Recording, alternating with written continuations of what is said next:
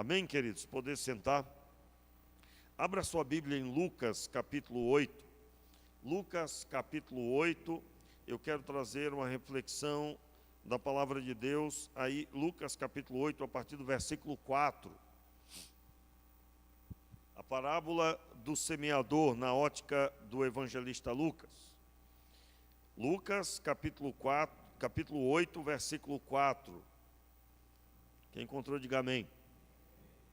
Diz assim a palavra de Deus: ajuntando-se grande multidão e vindo ter com eles gente de todas as cidades, falou-lhes por parábolas. Um semeador saiu a semear a sua semente. Quando semeava, uma parte caiu à beira do caminho, foi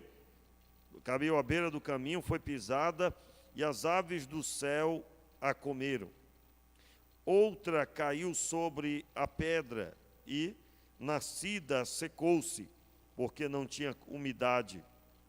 Outra caiu entre espinhos e, crescendo com ela, os espinhos a sufocaram. Outra caiu em boa terra e, nascida, produziu fruto a 100 por um. Tendo dito ele estas coisas, clamou. Vamos repetir aí. Quem tem ouvidos para ouvir, ouça. Mais uma vez. Quem tem ouvidos para ouvir, ouça. E os seus discípulos perguntaram o que ele queria dizer com essa parábola. Vamos orar? Meu Pai, tenha misericórdia de nós. Nos abençoe com entendimento e que o entendimento da Tua palavra venha, Senhor, descer para o coração e se tornar, Senhor, atitude, novidade de vida para a glória do Teu nome. Oramos assim, meu Deus, no nome de Jesus. Amém e amém. Meus irmãos, Lucas era um médico e ele colheu informações sobre a caminhada de Jesus, sobre o ministério de Jesus. Você vai encontrar informação de que ele ouviu as muitas testemunhas e registrou por escrito. É uma contribuição enorme para o Evangelho de Lucas. Lucas não está entre os 12, inclusive alguns até pensam, que Lucas é um dos 12 apóstolos, mas ele não está entre os 12, você já deve ter percebido isso. E o texto da palavra diz que ele recebeu muita gente de todas as cidades. É uma parábola famosa, pois ela é repetida nos outros evangelhos. E o texto declara que ajuntou-se grande multidão, vindo ter com ele gente de todas as cidades, e então falou-lhes por parábola. As parábolas era a ferramenta que Jesus usava para pregar a palavra, principalmente quando havia multidões, quando havia um número elevado, ou estava ali homens de coração endurecido, como eram os judeus, judaizantes da fé judaica.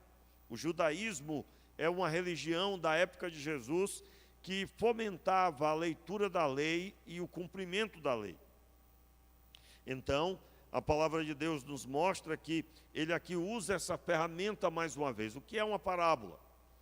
É, através de uma história, um exemplo, contando uma rápida e breve ilustração, ele então transmite a palavra de Deus. Porém, era a ferramenta que Jesus usava para impedir que as pessoas que estavam ali por interesses contrários à vontade de Deus compreendessem a palavra. Jesus conta aqui em enigma, em outras palavras. Tanto é que o texto diz, no versículo 8, tendo dito ele estas coisas, clamou. Ele falou bem alto no meio do povo. Quem tem ouvidos para ouvir, ouça. Meus irmãos, nessa hora, o que acontece no meio de uma multidão é que quem não entende nada é capaz de virar as costas e ir embora. Porque nós temos aqui um ambiente talvez de sol quente nas costas, de intenso calor, e a pregação não estava ajudando. Como assim? Ele pregou através de enigma, que a parábola pode ser considerada um enigma para quem não está ali com anseio de ouvir a palavra. Meus irmãos, em primeiro lugar, para que nós possamos receber a palavra de Deus, nós precisamos ter anseio por ela, mas simplesmente por ela. Como assim? A palavra de Deus, ela tem o poder de realizar obras inimagináveis, e principalmente no nosso coração. Você sabe que no nosso tempo nunca houve uma deturpação tão grande a respeito desses valores, desse entendimento. Pessoas estão sujeitas a buscar a palavra por inúmeras coisas, menos pelo objetivo maior, que é a alma pecadora ser saciada de sua sede. Meus irmãos, nós precisamos sim de alimento, precisamos de bens materiais, não há pecado nenhum em tê-los, a não ser que você os ame mais do que a Deus, mas a grande necessidade do homem é o perdão dos pecados. O homem necessita de perdão dos pecados. Sem o perdão dos pecados, a agonia que há no coração, o vazio que muitas vezes procura se preencher com coisas diversas, dentre elas coisas que anestesiam o corpo, por exemplo, ou buscar fazer uma viagem. Você vai encontrar pessoas atribuindo que o seu sofrimento talvez é porque não pôde viajar. Não poderá nesse final de ano, talvez, fazer uma viagem, ir esparecer a cabeça, como alguém pode dizer. Mas a solução para o coração aflito, ansioso do homem, não está em procurar uma boa paisagem, uma boa moradia ou qualquer outra coisa que alguém possa determinar nessa terra. O coração do homem, ele precisa da palavra de Deus. A palavra de Deus aqui que eu estou dizendo é o relacionamento com Deus, onde Deus tem livre acesso à vida da pessoa, por meio de sua palavra. Então, o Senhor Jesus clamou: quem tem ouvidos para ouvir, ouça. O que ele está dizendo? Quem realmente veio ouvir, ouça. Então, no versículo 9, acompanhe. Os discípulos declararam, os seus discípulos perguntaram o que ele queria dizer com essa parábola. Nem os discípulos entenderam. Então, o versículo 10 diz assim: ele lhes disse: a vós é dado conhecer os mistérios do reino de Deus, mas aos outros fala-se por parábolas, para que vendo não vejam e ouvindo não entendam. Entendam aí, meus irmãos, em outras palavras, alguém que quer ler a palavra de Deus, como quem lê uma revista, não entenderá a palavra de Deus. Eu preciso ler a palavra, porque é a mesma coisa que ouvir, com anseio de conhecer a Deus. Meus irmãos, eu estou falando de alguém que leva em consideração o que Jesus disse. Jesus estava no deserto, sendo tentado pelo diabo, e o diabo disse: olha, se tu és o Filho de Deus, manda que essas pedras se transformem em pães. Então, Jesus declarou: está escrito, não só de pão viverá o homem, mas de toda palavra que sai da boca de Deus. Ou seja, Jesus estava respondendo às trevas, que a vida dele não dependia do pão, mas de toda palavra que sai da boca de Deus.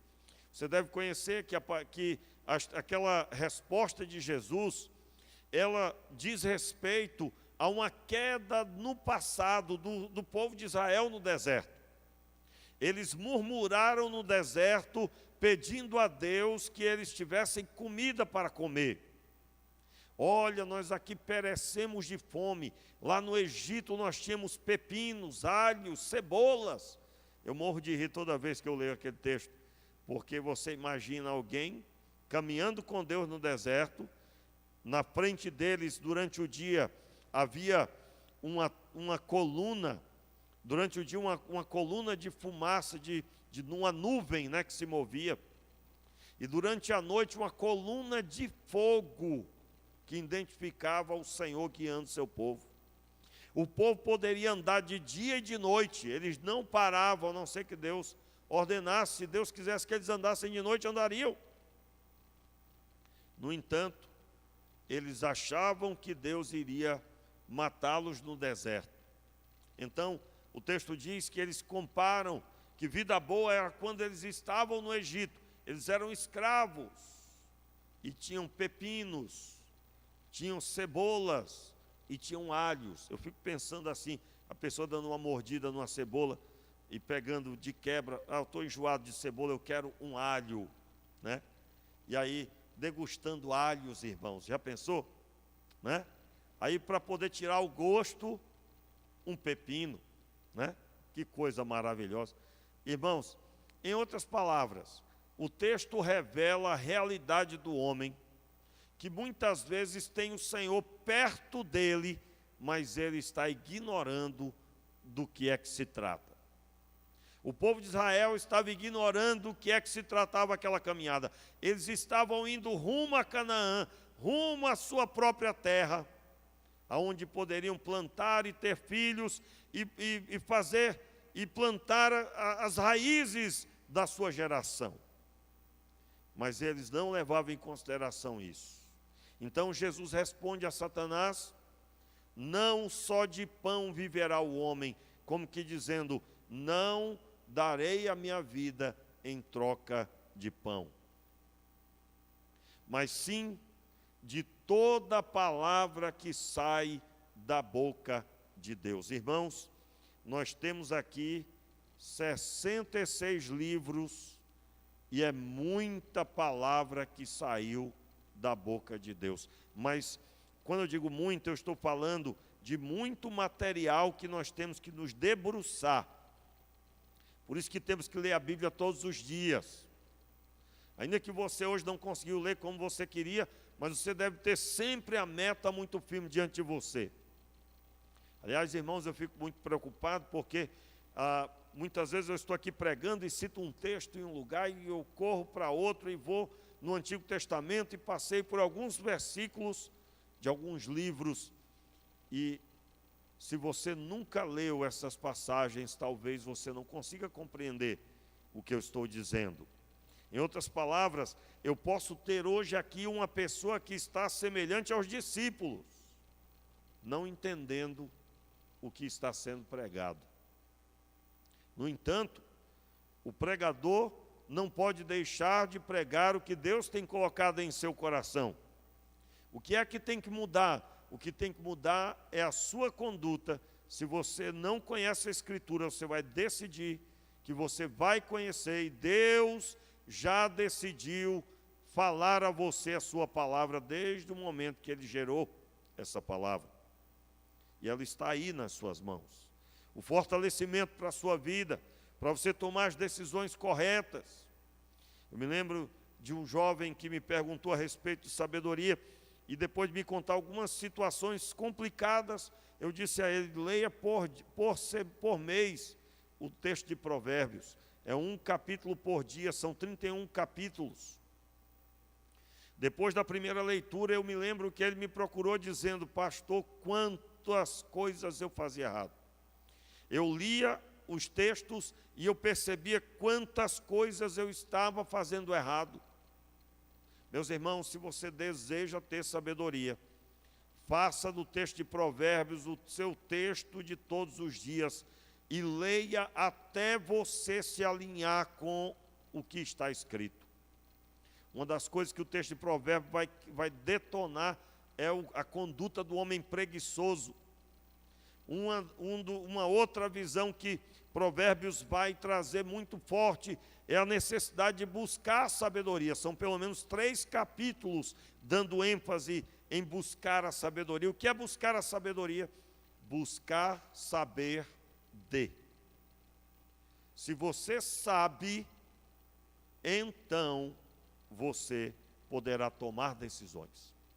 Se você não pode tomar uma decisão, você deve buscar o conselho. Também vai encontrar essa orientação em Provérbios.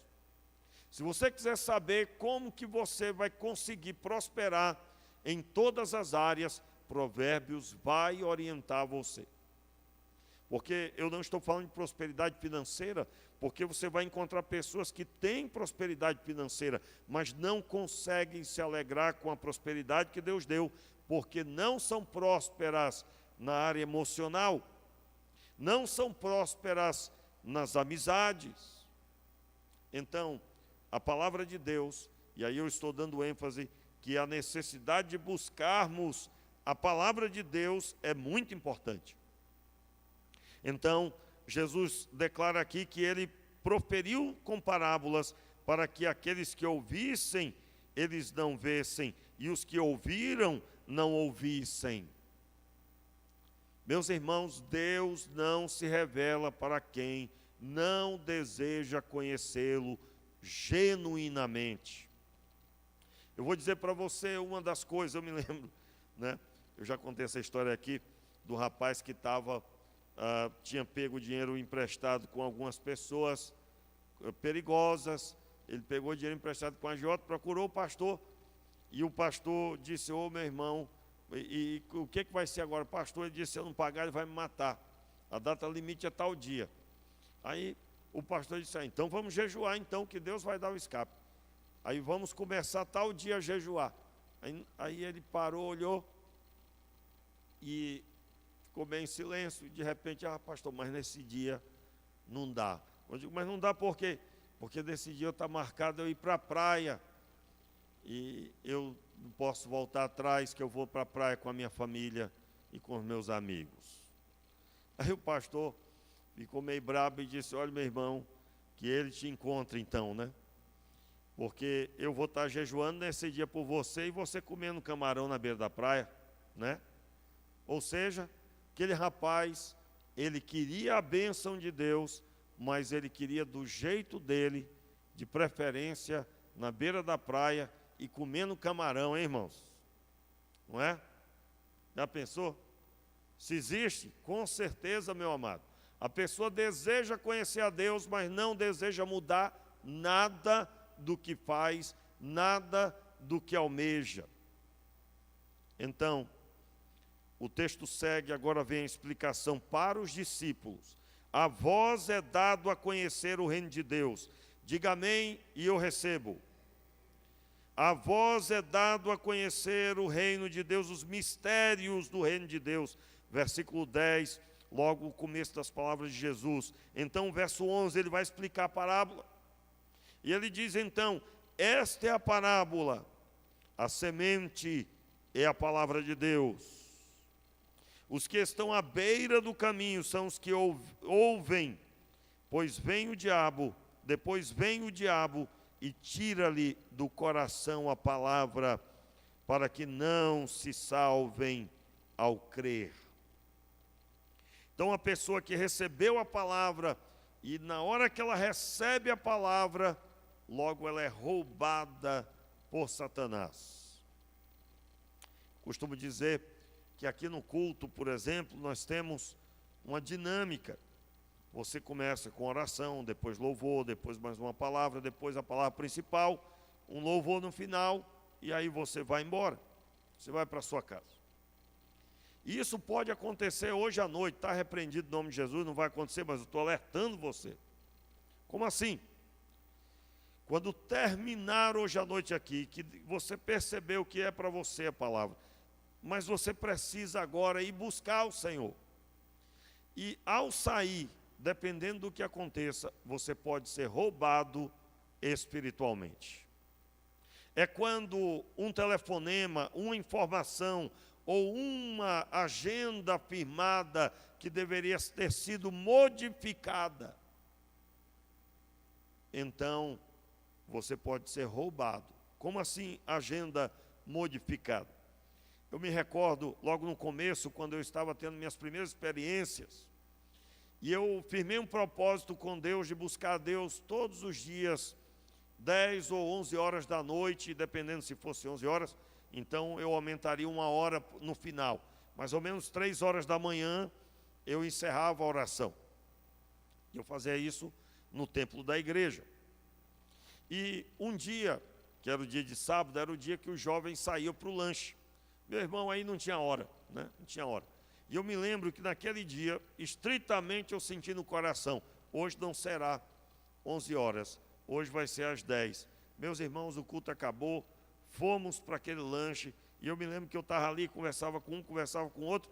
Quando chegou perto das 10 horas, eu disse, olha, eu tenho um compromisso seríssimo agora, eu preciso ir. Me lembro até que, se não me engano, eu tenho um compromisso enorme com meu pai. E eu saí. Mas por que eu tive que fazer daquele jeito? Porque havia entre os jovens quem estava já declarando que eu era o santão, porque tudo agora era oração e tinha que orar e tinha que buscar a Deus. E como eles não entendiam, eu preferi de forma sigilosa estar com eles, porque eu era líder deles, e ao mesmo tempo sair para ir buscar ao Senhor. Meus irmãos, e assim eu fiz por 1 semana, e eu me lembro que depois emendei mais outra semana, pelo menos 2 semanas seguidas, sábado e domingo. Domingo era o dia mais difícil, não tenha dúvida, era o dia mais difícil. Porque no domingo você já tem aquela impressão que você precisa descansar. Mas eu com 19 anos, 18, 19 anos, eu precisava era buscar a presença de Deus. Intensamente eu dizia a Deus, Senhor, eu sei que um dia eu vou ser um pastor, eu preciso te conhecer, porque como que eu vou aconselhar essas futuras ovelhas? Eu tinha 8 meses de convertido, basicamente eu já sabia que eu seria chamado ao ministério pastoral, que eu era chamado ao ministério pastoral. Então, nós muitas vezes temos que mudar a nossa rotina, temos que mudar a nossa agenda. Pastor, se eu não dormir eu morro. Morre não, meu irmão, morre não. Eu estava refletindo, ouvindo uma palestra sobre alimentação, e o médico crente, né, ele dizendo que o nosso tempo incutiram na nossa mente uma ilusão. Como assim? Por causa do consumismo, aonde o alimento tem que ser vendido rápido e muito. Se eles conseguiram nos últimos 50 anos dizer aos homens que ele tem que comer e comer quando quiser. Ninguém percebe isso. Mas se você for estudar a história da alimentação, você vai descobrir que em determinados períodos da história do homem, alguns comiam 1 vez por dia, porque dependiam de caçar para comer no outro dia. E não morriam por causa disso. Mas o nosso tempo, meu amigo, rapaz, tomou café, foi aqueles 3 pães maravilhosos e com acompanhamento, né? Já viu aquele pão covarde? Quem conhece o pão covarde? Café covarde ou corajoso, conhece? Quando é que ele é covarde? O café covarde, irmãos, ele só vem acompanhado, ele não anda sozinho. Ele anda com leite, com pão, com mortadela, mortadela não, né? Mas, né? Brincadeira, né, irmão? Ele anda sempre acompanhado. E é requeijão, né?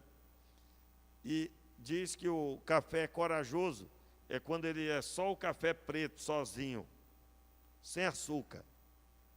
E aí, no nosso tempo, se você perguntar assim, você escolhe qual? Sempre, né, irmão? Sempre o covarde. Sempre acompanhado de quanto mais puder. Verdade que nem todo dia é possível essa fartura toda, mas se pudéssemos, tenha certeza. Então, depois de um café primoroso, pode acreditar que às 11 horas você estará dizendo, eu preciso comer. O médico disse que tem que ser de 3 em 3 horas. Não é? E aí, ou seja, uma caminhada que está baseada na alimentação de uma indústria que quanto mais vender, melhor.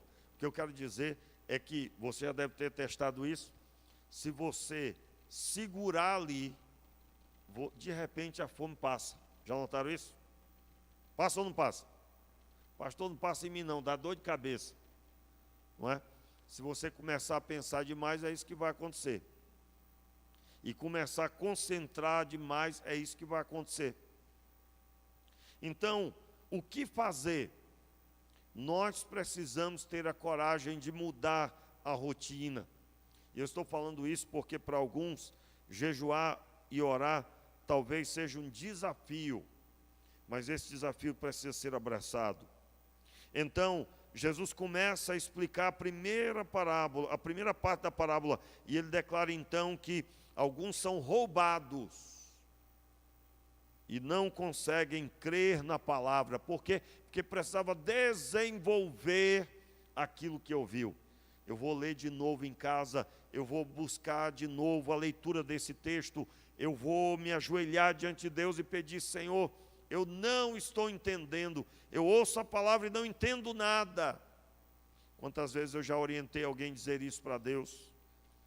Porque se não está entendendo, a pessoa não sabe, mas no fundo do coração, ela não está buscando a Deus do jeito que o Senhor almeja. Alguns irmãos terão que buscar desesperadamente para serem recebidos. É quando a insistência, somado ao quebrantamento, abre a porta do céu. Então, no versículo 13, os que estão sobre a pedra, a semente, né? Os que estão sobre a pedra são os que, ouvindo a palavra, a recebem com alegria, mas como não têm raiz, apenas creem por algum tempo, e na hora da provação se desviam. O que seria provação? Você recebeu a palavra e agora você tem que se abraçar com ela. E alguém então diz: ah, você agora é crente. Quer dizer que agora para você tudo é a palavra de Deus, né? E aí você é indagado por um escarnecedor, por uma pessoa que agora vai tentar diminuir você. Você sai cabisbaixo e dali em diante começa a esmorecer na fé.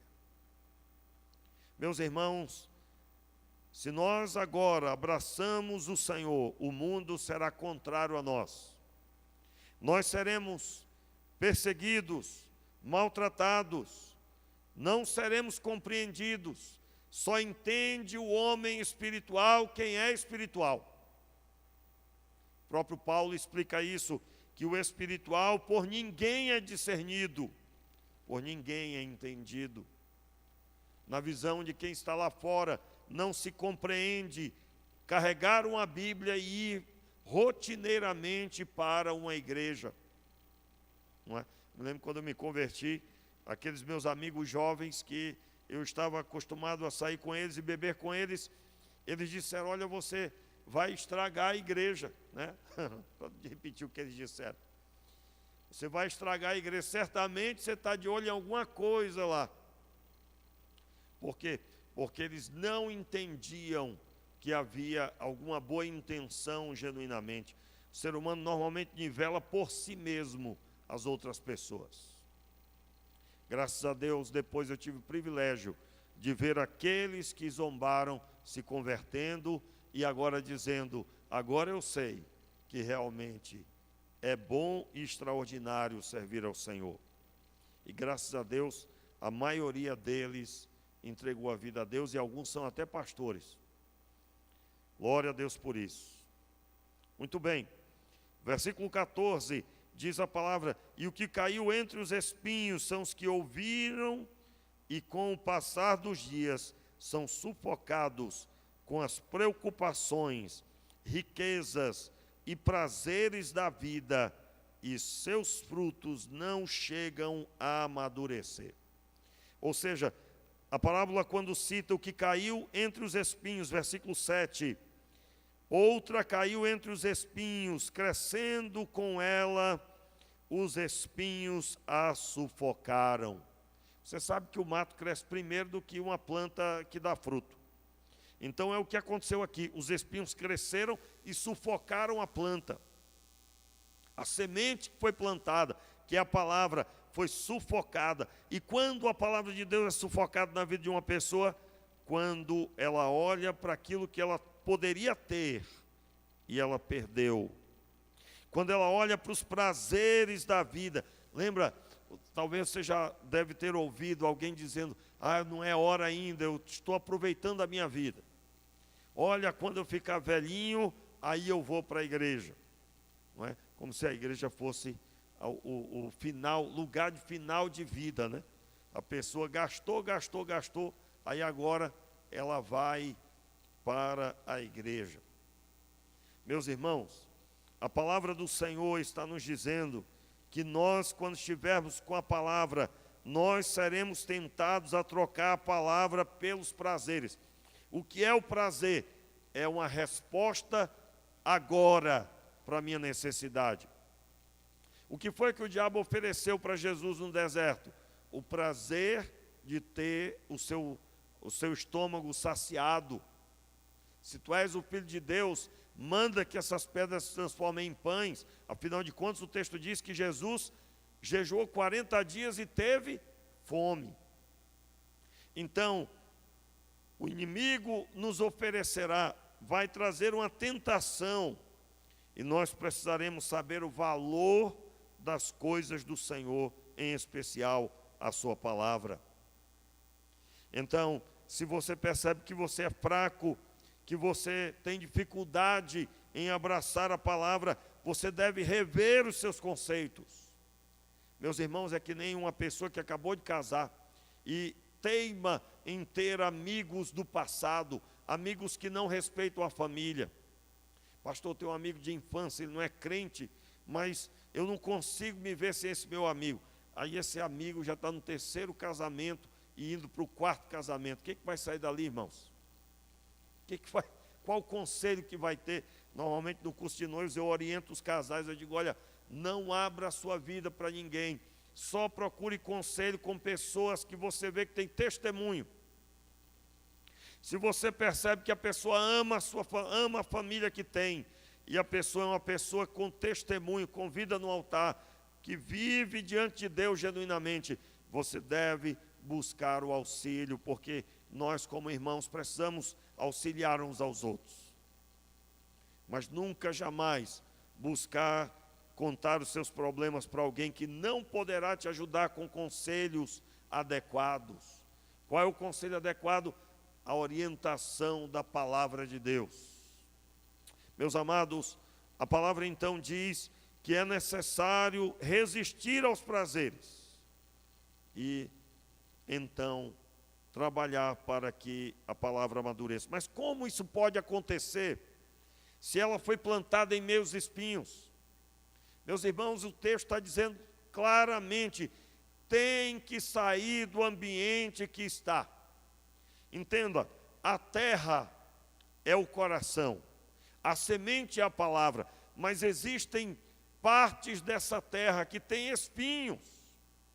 Então, quais são os valores que você tem? Pastor, mas eu poderia tomar pelo menos um pouquinho. Meu irmão, esses são os espinhos. Eu posso, olha, eu já me desfiz da maior parte dos meus amigos que normalmente me chamam para alguma coisa inadequada, mas tem um só que eu não vou abrir mão. Meus irmãos, os espinhos. Os espinhos estavam plantados na terra. Não há como viver com uma coisa juntamente com a palavra de Deus, com o anseio pelos prazeres dessa terra e a palavra de Deus no mesmo lugar.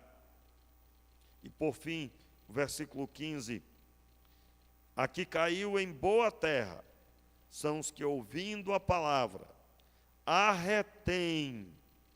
Observe aí, a retém num coração honesto e bom, e dão fruto com perseverança. O versículo 8 do mesmo capítulo vai narrar da seguinte forma: outra caiu em boa terra, e nascida produziu fruto, a 100 por 1. Irmãos, uma árvore que dá fruto, todo mundo quer. Todo mundo quer. E quando nós olhamos para essa palavra, nós estamos vendo o Senhor dando o exemplo de que uma pessoa que ouve a palavra de Deus e retém no coração.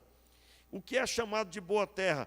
Um coração honesto e bom. Aí você vai estudar e você vai chegar à seguinte conclusão: o que é um coração honesto? Irmãos, todos nós nascemos com a herança de pecado de Adão. Nascemos, tivemos a palavra de Deus que entrou na nossa vida, nos convertemos, aceitamos Jesus, mas as obras da carne batalham para nos tirar da presença do Senhor. São lá as obras da carne, uma lista enorme que Gálatas 5 declara para nós todos. Mas o que é que eu vou fazer? Eu vou agir com honestidade. Uma pessoa honesta é aquela pessoa que sabe que não pode vencer o pecado se não for completamente derramado diante de Deus. É aquela pessoa que sabe que se o mal está ali, ele não vai se envolver com o mal, ele vai ser prudente. Uma pessoa honesta é uma pessoa que sabe que é pó e cinza. É uma pessoa que é humilde para reconhecer suas debilidades. Meus irmãos, domingo aqui eu preguei e eu li o texto que o Senhor chega para Pedro e diz: tu me amas, Pedro? E Pedro, então, na terceira vez que ele ouve, a tradução do texto vai dizer assim: tu sabes que eu te amo como amigo, Senhor. Pedro estava sendo honesto. Para nós, no português, não há diferença, somente no grego se percebe isso. Pedro reconhece que amava o Senhor na proximidade da amizade. Não o amor que se entrega completamente, o amor segundo a vontade de Deus. Não, não. Mas por que que Jesus no final disse: então apacenta os meus cordeiros? Apacenta os meus cordeiros porque Deus nunca exigiu perfeição. A perfeição foi manifesta em Jesus. Mas nós temos uma origem falha. Quando nós somos chamados à santidade, somos chamados à santidade olhando para Jesus, que é autor e consumador da nossa fé. Isso significa que eu preciso agir com honestidade. Em Jesus há toda a fortaleza, vigor e ousadia, mas em mim mesmo não há nada de bom. Tanto é que Jesus disse: olha, quem é que vai obter o reino? São os que choram por justiça. Quem é que vai herdar a terra? São os mansos. Quem é que vai conhecer o reino de Deus, vai receber o reino? São os pobres de espírito. O que é pobre de espírito? É exatamente a nossa condição quando somos encontrados por Deus. Mas muitos vão dizer, quem nunca pregou, né, irmãos? Você está ali falando de Jesus para uma pessoa e ela diz: eu já tenho Deus na minha vida. Como que dizendo: não preciso, não quero. E aí você para explicar para ele e para ela: você crê em Deus? Aí ela diz: creio. E aí você precisa explicar para a pessoa que o crer que a Bíblia diz é crer de tal forma que eu me submeto, é crer de tal forma que eu me dobro e o reconheço. Meus irmãos, um coração honesto, mas bom. O coração bom aqui Essa palavra é bem interessante, porque o próprio Jesus foi indagado por pessoas que chegaram para Jesus e disse: bom mestre. E Jesus corrigiu: bom só há um. E quem era o bom que Jesus estava dizendo? Deus o Pai que me enviou. Por que ele passa para Deus a glória? Porque Jesus só estava ali, porque o Pai enviou. Não que Jesus não quisesse vir, mas a ênfase é aquele que enviou. Na verdade, a Trindade é uma coisa extraordinária, porque não há uma patente, mas há uma mútua glorificação. Deus exalta Jesus, e Jesus exalta a Deus, e o Espírito Santo exalta o Filho e exalta o Pai, quando confirma todas estas coisas em nossos corações. Meus irmãos, um coração bom significa que essa pessoa, diante da palavra de Deus, percebe que há um plano maravilhoso, que é justamente o ato de dar o fruto. Uma pessoa que recebe a palavra, ela dá o fruto e dá em direção à obra maravilhosa do Deus que é o único bom, genuinamente. Eu estou dizendo que uma pessoa que recebeu a palavra, ela está na linha do Deus Todo-Poderoso, que amou o mundo de tal maneira que deu seu Filho unigênito. Uma pessoa que recebe a palavra, mas não quer envolvimento com alcançar outras pessoas, dorme bem vendo a destruição dos outros. Até agora, não entendeu a condição para se receber a palavra de Deus. Meus irmãos, que Deus tenha misericórdia de nós, e que nós recebamos dia a dia a palavra do Senhor, e que tenhamos um coração sempre honesto e bom, para que possamos dar fruto com perseverança. Mas para isso, você precisa começar retendo a palavra, segurando a palavra, permanecendo com a palavra. E isso demanda esforço. Meus irmãos, é que nem perdão, né? Aquele entendimento assim: eu vou orar e quem sabe um dia eu sinto de perdoar. Nunca vai sentir. Que é isso, pastor? Palavra dessa, palavra de desânimo é essa. Meu irmão, perdão não é um sentimento, é uma decisão. Depois o sentimento vem. Depois o sentimento, fruto da obediência, fluirá. Se o perdão fosse um sentimento, meus irmãos, já pensou Deus olhando para nós e dizendo: eu não senti de perdoar vocês ainda? Ia ter gente desesperada, né? Que isso, Deus?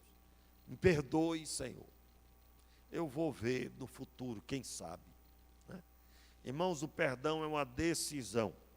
E Ele decidiu nos perdoar, dando o seu Filho para perdão dos nossos pecados. Então eu quero chamar a sua atenção. Se abrace com a palavra de Deus, segure a palavra de Deus, esteja firme na palavra de Deus, leia a Bíblia todos os dias, busque a Deus e diga: Deus, dai-me sede da tua palavra. Leia com sono, sem sono, cansado ou em pleno vigor, mas leia a palavra de Deus. Busque a Deus e tenha certeza que você dará fruto em nome de Jesus. Fique de pé no seu lugar. Vamos orar. Levante as suas mãos. Pai, eu oro pedindo a tua mão poderosa sobre os teus filhos, e que essas mãos levantadas sejam ungidas e abençoadas para receber a tua palavra. Meu Deus, na autoridade do nome de Jesus, nós oramos agora quebrando todo o mal, toda a opressão maligna, todo o peso espiritual que veio para matar, roubar e destruir na vida dos teus filhos. E nós desfazemos agora e declaramos a libertação de toda opressão, todo aquele que entrou aqui hoje e não consegue ler a Bíblia ou não entende a Escritura. Pai, eu te peço o teu Espírito agora sobre essa pessoa, e ela conseguindo então ler a palavra, e então entendendo a palavra de Deus, nós declaramos assim no nome de Jesus, e assim seja para a glória do nome do Senhor, em nome de Jesus, amém e amém. E agora